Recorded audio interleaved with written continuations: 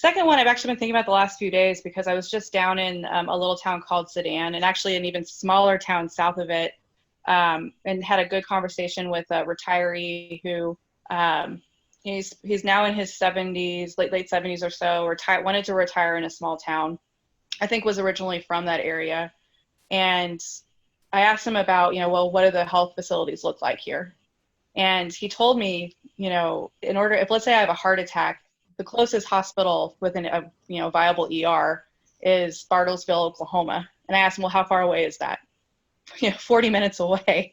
And I looked at him like, if you had a heart attack and it took you 40 minutes to get to the nearest hospital, you're probably not making it, right? I mean, that there's time is of the essence when you're talking about, emergency situations. So one of the things I'd like to propose is having more ERs.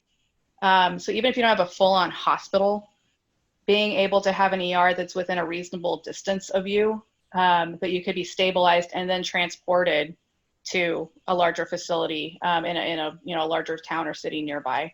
Something like that, I think, would be very beneficial for our rural communities in terms of emergent care. Similarly, I think you could have centers, and maybe that's attached to these ERs too, where you can have more access to telehealth. So instead of, again, having to go to a larger city hours away to talk with a specialist, you could, they have the facilities to be able to do that, more locally. So getting more funding there.